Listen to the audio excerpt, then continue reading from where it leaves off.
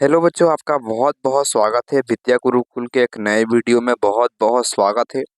तो जिन बच्चों का 2025 में क्लास 9th का एनुअल एग्ज़ाम होने वाला है, उनके लिए वायरल ऑब्जेक्टिव प्रश्न लेकर आ चुके हैं जो आपके परीक्षा में पूछा जाएगा। तो याद रखेंगे, क्लास 9th के लिए ये क्लास होने वाला है। तो सभी जितने भी मेरे प्यारे भाई देख रहे होंगे इस वीडियो को अंत तक ज़रूर देखिएगा, ताकि आपका अच्छे तरीके से एनुअल एग्ज़ाम जाए बच्चों। क्योंकि आपको पता होगा कि जब एनुअल एग्ज़ाम में बेहतर करिएगा आप लोग, तभी क्लास 10th में आप लोग जा सकते हैं अगले साल के लिए 2026 बोर्ड परीक्षा की तैयारी कर सकते हैं बच्चों। ठीक है, आपका विषय कोड होने वाला है 112 होने वाला है। तो सभी लोग ध्यान से सुनेंगे। और आपका जो सब्जेक्ट होगा वो साइंस होने वाला है, विज्ञान होने वाला है। ठीक है, तो आप सभी लोग इस वीडियो को अंत तक जरूर देखेंगे। अच्छा लगेगा तो वीडियो को लाइक कर देंगे और अपने दोस्तों के पास भी शेयर जरूर कर दीजिएगा। चलिए आइए जल्दी से हम लोग बढ़ते हैं। तो आपके सामने आ चुका है, आपको जैसा कि पता होना चाहिए कि आपके कुल 80 प्रश्न देखने को मिलेंगे मेरे प्यारे बच्चों, जिसमें आप लोग को 40 प्रश्नों का जवाब देना पड़ेगा। अभी हम लोग 80 में से 80 प्रश्न का जवाब आप सभी को बताएंगे। तो सभी लोग ध्यान से पढ़कर जाएंगे, बहुत ही अच्छे तरीके से आप लोग बना लेंगे बच्चों। ये 100% वायरल होने वाला है। आइए बच्चों जल्दी से हम लोग देखते हैं। देखिए पहला नंबर सवाल आपके सामने आ चुका है, ये बताइएगा आप लोग। देखिए पहला नंबर सवाल, और आप लोग हमारे साथ लगाते भी चलिएगा। ठीक है, देखिए पहला नंबर सवाल है कि एसआई मात्रक में कितने आधारी राशि हैं, ये बताइए आप लोग क्या होगा। तो एसआई मात्रक की पद्धति में कितने आधारी ये राशि होती है, तो आप लोग याद रखिएगा 7 आधारी मात्रक हैं। ऑप्शन नंबर आपका डी बिल्कुल करेक्ट होने वाला है, बी नंबर ऑप्शन बिल्कुल करेक्ट होने वाला है, याद रखिएगा आप लोग। ठीक है, चलिए आगे बढ़ते हैं अगले नंबर सवाल में। अगला नंबर सवाल आपसे कहता है, 2 नंबर सवाल है। अगला सवाल 2 नंबर आपके सामने है। निम्नलिखित में से सदिश राशि कौन सी है, ये बताइएगा आप लोग क्या होगा। तो निम्नलिखित में से सदिश राशि कौन सी है। और जिन बच्चों को इसका पूरा पीडीएफ चाहिए आंसर के साथ, वो इस व्हाट्सएप नंबर पर, इस नंबर पर आप लोग मैसेज कर सकते हैं। ठीक है, चलिए आगे बढ़ते हैं। तो इसके आपके सामने सवाल आ चुका है, निम्नलिखित में से कौन अदिश राशि है बच्चों, ये बताओगे आप लोग क्या होगा राइट आंसर। आप सभी लोग कहेंगे त्वरण जो है वो अदिश राशि है। ऑप्शन नंबर आपका बी करेक्ट होने वाला, याद रखिएगा आप सभी लोग। अगला नंबर सवाल आपके सामने है। अगला नंबर सवाल 3 नंबर आपके सामने आ चुका है, जल्दी बताएंगे इसका जवाब क्या होगा। 3 नंबर सवाल है, जब कोई वस्तु एक निश्चित बिंदु के आधे आगे पीछे चलती है तो इस गति को क्या बोलते हैं। देखिए आपके सामने बहुत ही ज़्यादा महत्वपूर्ण प्रश्न है, और क्लास 9th का बहुत ही ज़्यादा महत्वपूर्ण प्रश्न है, इसलिए सभी लोग इसको ध्यान से सुनेंगे। जब कोई वस्तु एक निश्चित बिंदु के आगे पीछे चलती है, इस गति को क्या बोलते हैं। आप कहेंगे रूपांतरित गति कहते हैं, घूर्णन गति कहते हैं, आवर्त गति कहते हैं। ऑप्शन नंबर आपका डी होगा। एक बिंदु है, यहाँ से मान लीजिए ऐसे ऐसे डूल रहा है, ऐसे ऐसे मतलब पेंडुलम है एक तरह से। ठीक है, तो ये डूल रहा है, इसका मतलब क्या है, ये तीनों हो जाएगा। ये आप लोग इसको याद रखिएगा। ठीक है, चलिए आगे बढ़ जाते हैं अगले नंबर सवाल में। अगला नंबर सवाल कहता है, 4 नंबर सवाल आपके सामने है। यदि एफ परिमाण का बल एम द्रव्यमान की वस्तु में ए त्वरण उत्पन्न करता है, तो इसमें क्या संबंध हो सकते हैं। आपसे कहता है कि इन दोनों में एफ एम और ए के बीच क्या संबंध हो सकता है बच्चों। तो आप सभी को पता होगा एफ बराबर एम ए होता है, लेकिन यहाँ पर एफ बराबर एम ए नहीं दिया हुआ है। इसका मतलब होगा, है ना, ए जो है वो बिलोंग्स टू क्या है, इसका रेसिप्रोकल क्या हो जाएगा, एम का द्रव्यमान का व्युत्क्रम हो जाएगा, याद रखिएगा आप लोग। ठीक है, चलिए आगे बढ़ते हैं अगले नंबर सवाल में। अगला नंबर सवाल 5 नंबर आपसे कहता है कि संवेग मोमेंटम का एसआई मात्रक क्या होता है। तो संवेग का एसआई मात्रक क्या होता है बच्चों, सभी लोग ध्यान देंगे। आप लोग का राइट आंसर होगा केजी मीटर पर सेकेंड स्क्वायर। ऑप्शन नंबर आपका डी करेक्ट होने वाला है, आप सभी लोग इसको याद रखिएगा। आगे बढ़ते हैं अगला नंबर सवाल आपके सामने आ चुका है, 6 नंबर सवाल आपके सामने है। कहता है 6 नंबर सवाल कि बलों के लिए निम्नलिखित में से कौन सही है। बलों के लिए निम्नलिखित में से कौन सही है। आपको पहले ये पता होना चाहिए कि बल क्या है, सदिश राशि है या अदिश राशि है। तो आप सभी मेरे प्यारे दोस्त बोलेंगे यह जो है वो अदिश राशि है, बल जो है वो अदिश राशि है। और अदिश का मतलब ही इसमें केवल परिमाण होगा, इसलिए आप लोग इसको याद रखिएगा। ऑप्शन नंबर आपका सी करेक्ट होने वाला है, केवल परिमाण होने वाला है। ऑप्शन नंबर सी करेक्ट होगा आपका। ठीक है, चलिए आगे बढ़ जाते हैं अगले नंबर सवाल में। अगला आपके सामने सवाल है, 7 नंबर सवाल है। थोड़ा सा ठीक है ना, मेरे प्यारे बच्चों आपको लग रहा हो कि थोड़ा सा स्लो है तो आप सभी लोग इसको है ना हाई स्पीड करके देख सकते हैं। इसको हाई स्पीड करके आप लोग 2 गुना स्पीड पर जल्दी जल्दी इसको देख सकते हैं आप सभी लोग, ठीक है। चलिए आगे बढ़ते हैं। अगला है कि गुरुत्वाकर्षण नियतांक की इकाई क्या होती है, ये बताइए आप लोग। गुरुत्वाकर्षण नियतांक की इकाई क्या होती है? आप सभी लोग कहेंगे न्यूटन मीटर स्क्वायर पर केजी स्क्वायर। ऑप्शन नंबर आपका डी करेक्ट होने वाला है, ये भी आप लोग याद रखेंगे। 7 नंबर सवाल का ऑप्शन डी करेक्ट होगा। आगे बढ़ जाते हैं। अगला नंबर सवाल आपके सामने है। 8वां नंबर सवाल आ चुका है कि प्रणोद दाब तथा क्षेत्रफल के बीच निम्नलिखित में से कौन सा संबंध सही है? तो प्रणोद दाब तथा क्षेत्रफल के बीच जो संबंध होता है वो दाब बराबर प्रणोद बटा क्षेत्रफल होता है। ऑप्शन नंबर आपका ए करेक्ट होने वाला है, याद रखिएगा आप लोग। आगे बढ़ जाते हैं अगले नंबर सवाल में। अगला नंबर आपके सामने सवाल आ चुका है। 9 नंबर सवाल है कि आवर्त का एसआई मात्रक क्या होता है? आवृत्ति का एसआई मात्रक क्या होता है, ये बताएंगे आप लोग क्या होगा। तो ध्यान देंगे आप लोग, आवृत्ति का जो मात्रक होता है वो हर्ट्ज होता है, हर्ट्ज होता है बच्चों। ऑप्शन नंबर आपका सी करेक्ट होने वाला है, याद रखिएगा आप लोग। अगला नंबर सवाल आपके सामने आ चुका है, ये बताएंगे आप लोग। ये तो मोस्ट वीवीआई प्रश्न है, ये सभी प्रश्न आपके 100% वायरल है। इसलिए सभी लोग क्लास 9th में जो भी एग्जाम इस बार एनुअल देने वाले हैं जरूर इसको देख कर जाइएगा, ताकि आप लोग बहुत ही अच्छे तरीके से पास हों और क्लास 10th में प्रमोट हो जाए, मतलब अगली क्लास में आप लोग चले जाएं। अगला है आपके सामने 10 नंबर कि दो क्रमित सुरंगों सुरंगों अथवा गर्तों के बीच की दूरी को क्या बोलते हैं? आपसे कहता है कि दो क्रमित सुरंग और गर्तों के बीच की दूरी को क्या बोलते हैं। मान लीजिए ये आप लोग का तरंग बना है, ठीक है, यहाँ पर तरंग बना है। यहाँ पर आप लोग ध्यान से समझने का प्रयास करिएगा बच्चों। तो ये देखिए यहाँ पर आपका हो गया तरंग, एक हो गया गर्त। देखिए यहाँ पर क्या हो गया, इसको नीचे लोग क्या बोलते हैं, तो श्रिग बोलते हैं, श्रिग बोलते हैं। और ऊपर लोग क्या बोलते हैं, तो गर्त बोलते हैं, गर्त बोलते हैं, ठीक है। ये ऊपर लोग को गर्त बोलते हैं। तो यहाँ से यहाँ तक की जो दूरी कहलाएगी, यहाँ से यहाँ तक की जो दूरी कहलाएगी, इसी को क्या बोलते हैं, तो तरंगदैर्घ्य कहा जाता है। ऑप्शन नंबर आपका बी करेक्ट होने वाला है, तरंगदैर्घ्य कहा जाता है बच्चों, ठीक है। तो आप सभी लोग इतना याद रखिएगा, तरंगदैर्घ्य कहते हैं ना। चलो बहुत ही अच्छा बात है, याद रखिएगा आप लोग। अगला नंबर सवाल आपके सामने आता है बच्चों, ये सभी लोग ध्यान से सुनिएगा। देखिए अगला नंबर आपके सामने है। 11 नंबर सवाल कहता है कि किसी द्रव्य के आयतन मापने के लिए प्रयुक्त युक्ति क्या होता है, ये बताइएगा आप लोग क्या होने वाला है। तो किसी द्रव्य के आयतन मापने के लिए जिस युक्ति का प्रयोग करते हैं उसको मापक बेलन कहते हैं। ऑप्शन नंबर आपका ए करेक्ट होने वाला है, मापक बेलन कहा जाता है, याद रखिएगा आप लोग। अगले नंबर सवाल में बढ़ते हैं। अगला सवाल नेक्स्ट प्रश्न है 12 नंबर है कि किसी वस्तु के जड़त्व की माप होती है। किसी वस्तु के जड़त्व की माप क्या होती है बच्चों, ठीक है। तो किस पर निर्भर करती है? आप लोग कहेंगे द्रव्यमान और भार दोनों के द्वारा निर्भर करती है, दोनों पर चलती है बच्चों। ऑप्शन नंबर आपका बी करेक्ट होने वाला है। आप सभी लोग याद रखिएगा, जड़त्व का मतलब यहाँ पर हो गया कि आप लोग जानते होंगे गुरुत्वाकर्षण बल के बारे में, तो वहां पर किस किस चीज का प्रयोग होता है, तो द्रव्यमान और ये ठीक है भार का दोनों का यूज होता है, ठीक है। चलिए आगे बढ़ते हैं अगले नंबर सवाल में। अगला आपके सामने सवाल कहता है 12 नंबर सवाल है, कहता है कि किसी वस्तु के जड़त्व की माप होती है। किसी वस्तु के जड़त्व की माप क्या होती है बच्चों? ये तो हो गया ना, सॉरी है ना, डबल बार हो गया। चलिए आगे बढ़ते हैं। तो अगला नंबर सवाल आपके सामने आ चुका है। 13 नंबर सवाल आ चुका है कि वस्तु का घनत्व बराबर होता है। तो वस्तु का घनत्व बराबर क्या आप लोगों ने सूत्र पढ़ा होगा, घनत्व बराबर, ये बहुत ही ज्यादा महत्वपूर्ण है। इस पर आपका न्यूमेरिकल भी आ सकता है, आगे आप लोग को देखने को मिलेगा। तो क्या होता है, द्रव्यमान बटा क्या होता है बच्चों, द्रव्यमान बटा क्या होता है, आयतन होता है, आयतन होता है बच्चों। तो ऑप्शन नंबर आप लोग सी लगाकर आगे बढ़ जाएंगे बहुत ही अच्छे तरीके से। चलिए आगे बढ़ जाते हैं। आगे बढ़ते हैं अगले नंबर सवाल में। अगला है बहुत ही ज्यादा महत्वपूर्ण सवाल है 14 नंबर कि ऊष्मा का एसआई मात्रक क्या होता है। ऊष्मा का जो एसआई मात्रक होता है वो जूल होता है, ये सभी लोग याद रखेंगे। ऑप्शन नंबर सी होगा आपका, ऊष्मा का मात्रक क्या होता है, जूल होता है। चलिए आगे बढ़ते हैं। अगला नंबर सवाल आपके सामने है, ये बताएंगे आप लोग।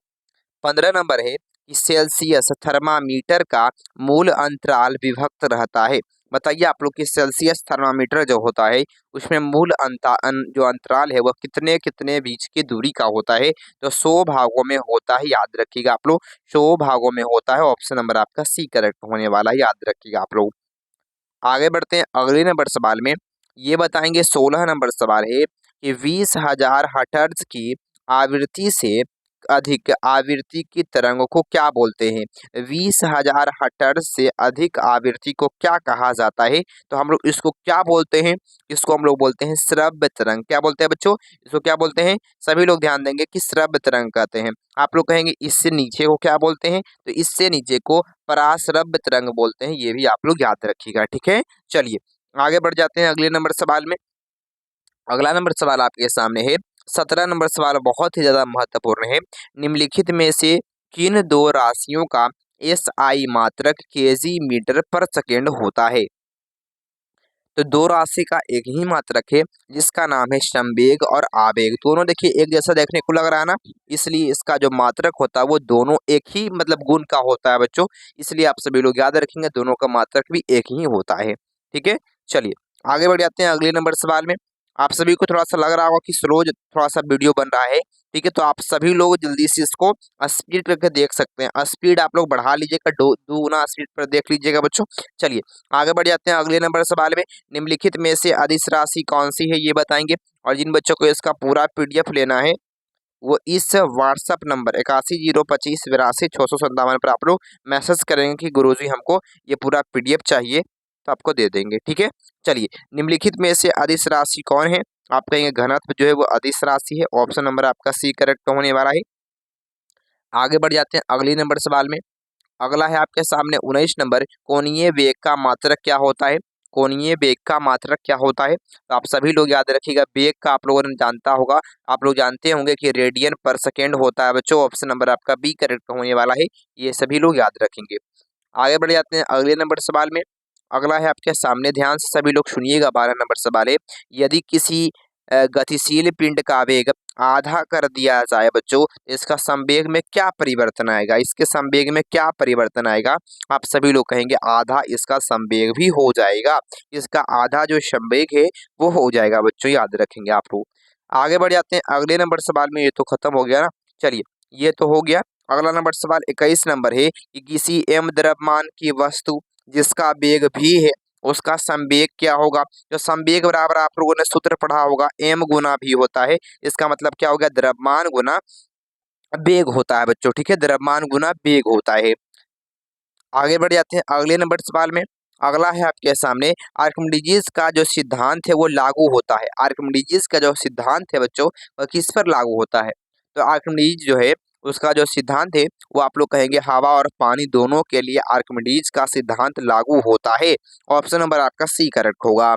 आगे बढ़ जाते हैं बच्चों अगले नंबर सवाल में। सभी लोग वीडियो को लाइक कर देंगे, अच्छा लग रहा होगा तो वीडियो को लाइक कर दीजिएगा। सभी लोग अपने दोस्त के पास भी शेयर कर देंगे और जो भी नए आए होंगे चैनल को सब्सक्राइब कर लेंगे, ताकि इसी प्रकार से आपको क्लास 10th में बहुत ही बेहतर तैयारी करवाने वाले हैं, ठीक है। तैयारी खूब अच्छा तरीके से बहुत ही बेहतरीन रूप से कराएंगे आपको। कार्य करने की क्षमता को क्या कहा जाता है, तो ऊर्जा, ऊर्जा कहते हैं। ऑप्शन नंबर आपका B करेक्ट होने वाला है। कार्य करने की क्षमता को ऊर्जा कहा जाता है। आगे बढ़ जाते हैं अगले नंबर सवाल में। अगला आपके सामने सवाल आता है 24 नंबर, एक वस्तु किसी द्रव में तैरती है, यदि उत्प्लावन बल क्या होना चाहिए, ठीक है। तो आप लोगों को पता होगा यह एक वस्तु किसी द्रव में तैरती है तो उसमें उत्प्लावन बल जो है वो क्या होना चाहिए बच्चों। आप सभी लोग कहेंगे उसके भार से अधिक या कम, तो उसके भार से कम होनी चाहिए। उसके भार से कम होनी चाहिए मतलब पानी के भार से द्रव के भार से कम होनी चाहिए, तभी वह वस्तु तैर पाएगा उस पर, ठीक है। नहीं तो भारी रहेगा उससे ज्यादा तो क्या होगा, डूब जाएगा, है ना। चलिए आगे बढ़ जाते हैं अगले नंबर सवाल में। अगला है आपके सामने कि शुद्ध पानी का घनत्व है ना महत्तम होता है, बताइए आप लोग क्या होगा। तो शुद्ध पानी का जो घनत्व होता है वो सबसे अधिक कब होता है, आप कहेंगे 4 डिग्री सेल्सियस पर। 4 डिग्री सेल्सियस पर। ऑप्शन नंबर आपका B करेक्ट होगा, ठीक है। चलिए आगे बढ़ जाते हैं अगले नंबर सवाल में। अगला आपके सामने ये बताएंगे आप लोग कि गैस का द्रव में परिवर्तित होना क्या कहलाता है। तो गैस का द्रव में परिवर्तित होना संघनन कहलाता है। ऑप्शन नंबर D आप लोग याद रखेंगे, संघनन कहलाता है। आगे बढ़ जाएंगे अगले नंबर सवाल में। सभी लोग ध्यान देंगे तथा कि वह प्रक्रम जिसमें इत्र की गंध वायु में चारों ओर फैल जाती है क्या कहलाता है। तो वह प्रक्रम जिसमें इत्र की जो गंध है वायु में चारों तरफ फैल जाता है, इसको हम लोग कहते हैं विसरण, विसरण कहते हैं, ठीक है। विसरण आप लोग कहते हैं, याद रखिएगा। ऑप्शन नंबर आपका B करेक्ट होगा, विसरण कहते हैं। आगे बढ़ते हैं अगले नंबर सवाल में। 28 नंबर सवाल आपसे कहता, ध्यान देंगे, निम्नलिखित में से कौन तत्व है, इनमें से कौन तत्व है सबसे हल्का है तत्व जो दस्ता ही होगा। आगे बढ़ जाते हैं अगले नंबर सवाल में। अगला नंबर सवाल है 29 नंबर, निम्नलिखित में से कौन रासायनिक परिवर्तन का उदाहरण है। तो कौन रासायनिक परिवर्तन है बच्चों, आप सभी लोग कहेंगे कोयला का जलना जो है क्या है, रासायनिक परिवर्तन है। ऑप्शन नंबर सी होगा, कोयला का जो जलना है वो रासायनिक परिवर्तन है। अगला है आपके सामने, ये बताएंगे, आपके सामने ये बोलता है कि चार्क जिसको हम लोग खड़िया बोलते हैं, खड़िया क्या है, एक है ना, खड़िया एक क्या है। तो आप सभी लोग कहेंगे खड़िया जो है वो एक यौगिक है। क्या बोलिएगा आप लोग, एक यौगिक है। ऑप्शन नंबर आपका बी करेक्ट होगा। ये क्या है बच्चों, यौगिक है। चलिए आगे बढ़ जाते हैं अगले नंबर सवाल में। अगला आपसे कहता है, निम्नलिखित में से किसमें न्यूट्रॉन नहीं होता है। बताइए आप लोग, 31 नंबर सवाल है, निम्नलिखित में से किसमें न्यूट्रॉन नहीं होता है। तो 31 नंबर सवाल का जवाब क्या होने वाला है, तो प्रोटियम में नहीं होता है न्यूट्रॉन जो है वो नहीं होता, मतलब जीरो होता है। न्यूट्रॉन इसमें क्या होता है, जीरो होता है। ठीक है, जीरो होता है। चलिए आगे बढ़ जाते हैं अगले नंबर सवाल में। अगला है आपके सामने, निम्नलिखित में से कौन अक्रिय गैस है। निम्नलिखित में से कौन अक्रिय गैस है जो किसी से क्रिया नहीं करता है। आप कहेंगे अर्गन हो जाएगा, ऑप्शन सी करेक्ट होगा गुरुजी, है ना, अर्गन हो जाएगा। आगे बढ़ते हैं अगले नंबर सवाल में बढ़ जाते हैं। 33 नंबर, मानक ताप व दाब पर किसी गैस के 1 मोल का आयतन क्या होता है। तो 1 मोल का जो आयतन है वो 22.4 लीटर होता है, जिसको आप लोग इंग्लिश में देख सकते हैं, कभी कभी यहाँ पर लिख देगा आप लोग को, है ना, यहाँ पर मानक ताप और दाब के जगह पर एसटीपी दे देगा। एसटीपी पर किसी गैस के 1 मोल का आयतन क्या होगा, तो यही होता है 22.4 लीटर। चलिए आगे बढ़ जाते हैं अगले नंबर सवाल में। आगे बढ़ते हैं, इस सवाल का जवाब बोलेंगे आप लोग। आपसे कहता है कि वक मिस्टर फुलेरिन का अनुसूत्र क्या होता है। वक मिस्टर का जो है सूत्र जो होता है वो क्या होता है। आप कहेंगे कि C6O होता है, नहीं याद होगा तो याद कर लेंगे, और इसका right answer option D correct होने वाला है। आप सभी लोग याद रखिएगा। आगे बढ़ते हैं 35 नंबर है कि तांबा का लैटिन नाम क्या होता है। ठीक है, तांबा का लैटिन नाम क्या होता है, तो क्या बोलिएगा आप लोग। देखिए तांबा का जो संकेत होता है वो Cu होता है बच्चों, लेकिन इसका कॉपर तो लिखते हैं CO लिखते हैं, तो यू का हम लगाते हैं क्योंकि इसका जो लैटिन नाम होता है वो क्यूप्रम होता है। ऑप्शन नंबर आपका डी करेक्ट होने वाला है, क्यूप्रम, CUPREM। देखिए CU आया ना आगे में, इसलिए इसको CU से लिखते हैं। ठीक है, चलिए आगे बढ़ जाते हैं अगले नंबर सवाल में। अगला है, निम्नलिखित में से जल का सूत्र क्या होता है। तो सबसे हल्का है जल का सूत्र H2O होता है। ऑप्शन नंबर बी करेक्ट होगा आपका। आगे बढ़ जाते हैं अगले नंबर सवाल में, ध्यान देंगे आप सभी लोग, आप सभी लोग ध्यान देंगे। अगला है आपके सामने, निम्नलिखित गैसों में से कौन अम्ल वर्षा के लिए उत्तरदायी है। कौन सा गैस अम्ल वर्षा के लिए उत्तरदायी होता है मेरे प्यारे भाई। आप लोग कहेंगे SO2 जो है ये क्या होता है, अम्ल वर्षा के लिए उत्तरदायी होता है। चलिए आगे बढ़ जाते हैं अगले नंबर सवाल में। निम्नलिखित में से कौन नाइट्रोजन का ऑक्साइड वायु प्रदूषक नहीं है। तो इनमें से कौन सा नाइट्रोजन का जो ऑक्साइड है वायु प्रदूषण नहीं करता है। आप सभी लोग क्या बोलेंगे, आप सभी लोग कहेंगे ऑप्शन नंबर आपका सी करेक्ट होने वाला है। आप सभी लोग इसको याद रखिएगा। आगे बढ़ जाएंगे अगले नंबर सवाल में। अगला आपके सामने सवाल कहता है, निम्नलिखित में से कौन बैक्टीरिया वायुमंडलीय नाइट्रोजन का स्थायीकरण करता है। तो कौन सा बैक्टीरिया जो है नाइट्रोजन बनाए रखता है, किसमें, तो वायुमंडल में। ठीक है, तो वायुमंडल में कौन सा बैक्टीरिया नाइट्रोजन बनाए रखता है। आप कहेंगे क्या बोलिएगा, राइजोबियम बैक्टीरिया। ऑप्शन नंबर आपका सी करेक्ट होगा, राइजोबियम जो बैक्टीरिया होता है वो वायुमंडल में नाइट्रोजन